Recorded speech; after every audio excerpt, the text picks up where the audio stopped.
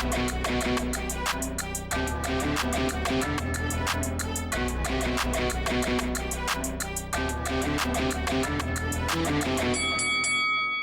guys, welcome to Boxing Squared for boxing news and views from around the internet.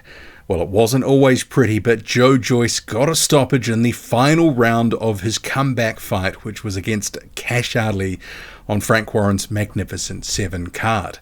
So sometimes it felt like a little bit of labouring from Joyce, who was well overweight for this one, 286 pounds, a career heaviest, and that definitely impacted him in this fight. It did make him look even slower at times. It looked like the gas tank wasn't as filled because of the extra beef slowing him down. And there was one round, I think it was round 6, where I thought Joyce actually looks like he's taking the round off because he wanted to have a break. But in his opponent in Kash Ali, got to give him a bit of credit for managing to almost go the distance here. From about round 7 or so, when the body shots from Joyce were starting to add up, it looked like there was a couple of left hooks to the body in round 7 that really impacted Ali. He almost got through it, and the last couple of rounds he was really starting to take a pasting. But Joyce coming out relatively sort of sedate the first couple of rounds, having a look, working the jab, trying to go to the body, also body shots with the jab too. And round 3, round 4 looked like he started to up the activity. In between times, Kash Ali relatively negative, wanting to go back to the ropes, cover up, looking for the odd right hand. But Kash Ali was always good matchmaking for Joe Joyce. Didn't really have enough for him, didn't have the power to trouble Joyce. And we saw in this fight, several clean right hands from Ali, who would pull it out every now and then and land clean, just bounced off Joyce. So I think questions about the chin, I think they've been answered to some extent, because you have someone like Juggernaut-Lite who ended up stopping and knocking out Joyce in their second fight.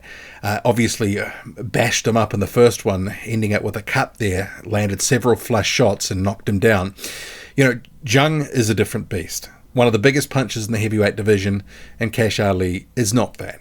And if the likes of Joe Joyce and if the likes of Joseph Parker and Carlos Takam and some others can't put a dent in Joe Joyce, Kash Ali was never going to do so. Joyce, he managed to ride it out, let them bounce off his face, and because he was heavier, he was slower, and I know some people will say, how is that possible? Slower than normal, but he was. Telegraphing shots, the defense and the commitment to defense wasn't really there at times, as it hasn't been in his whole career, and he was eating those right hands for fun and trying to walk through it and trying to break Kash Ali down. It did start to pay off those first 4 or 5 rounds. The body shots that he was whipping in, they did catch up with Ali, and he almost got through the fight. But Joe Joyce with a right hand right near the bell, about 20 seconds to go, it floors Kash Ali, and he fails to beat the count. He did make an effort right at the last second to try to jump up, but he was adjudged to have been counted out by the referee. So it went longer than I think many of us expected. I thought this would be a case where Kash Ali would get ground down, and then 6 or 7 rounds, that would sort of be all she wrote. The Juggernaut would do Juggernaut things. But Joe Joyce, the heavier version of Joe Joyce, the heavier Juggernaut, the extra weight clearly impacted his performance, and it didn't look good on him. So I think you do have to ask questions about what next, and also the weight. Is he going to be more motivated to get down if it's a bigger name, a bigger opponent? He's had 6 months since his, or a little bit more, I guess now, since his loss to Juggernaut-Lite, and he came into this one well over his normal weight. Joe Joyce generally between 260, 270 looks pretty good. Joe Joyce at 286 pounds, not so much, and it did impact him here. So he's got to be a lot lighter, more in the range of what we've seen before. But I think for him, as I've said in my preview video to this fight, it's styles make fights. Against a big puncher, Joe Joyce with a lacking defense is always going to take shots and could be found out and knocked out. But against guys who aren't big punchers in the heavyweight division, he can have success. So if you were to ask me what is the what next, maybe before this fight, if he'd have gone in there, really dominated Ali, got him out in there in half a dozen rounds, and people said, yeah, he still looks like he's got it, etc., I think I would have said step him up into a big fight. But I think there needs to be maybe an interim fight And obviously that would be against someone who's not known as a puncher. I think just putting him in with a Joseph Parker or a Daniel Dubois, that sort of caliber of opposition at this point, it's probably not the thing to do. Frank Warren may need to go more the route of a B-side heavyweight that's got name recognition but can't punch.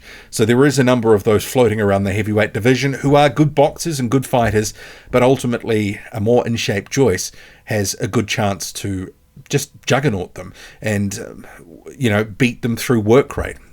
So someone like Anatole Varlin, someone like Jermaine Franklin, and another one of Dimitri Salita's fighters, Jarrell Miller. Those could be potential names. If Frank Warren wants to go, well, I need to basically cash him out at this point because I don't know what he's got left at 38 years old, how much is left in that chin against a puncher.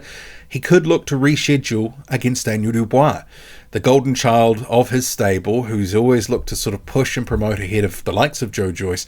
It could be time, or at least the next year or so. If you're going to get anything out of that rematch, it's got to be soon. And arguably, if Joseph Parker beats Zhang Jilei a second time, if they end up having a rematch, you can make that fight again, especially if Joyce has another fight and looks better than he did this time. I think Joyce, we know what he is. We know how he fights, and it's largely the same every single time. He's got his flaws, but he'll keep coming, he'll keep doing the same thing, and grind you down through work rate. So Joe Joyce at a much lighter weight, it's going to help him implement that strategy, what he likes to do, or what he can do, I should say. So Joe Joyce getting a stoppage in the death of this fight in the 10th round against Kash Ali. Wasn't always pretty at times, but it was largely Joyce doing what Joyce normally does, just with less efficiency and not as much panache as the normal Juggernaut, and it's due to that extra weight. So Joe Joyce, he advances. I think we will see him in a Saudi Arabian fight not too far away. What'd you make of it all? Drop a comment loud and often. Hit like, hit subscribe, follow me on Twitter. Boxing_squared. I'm out.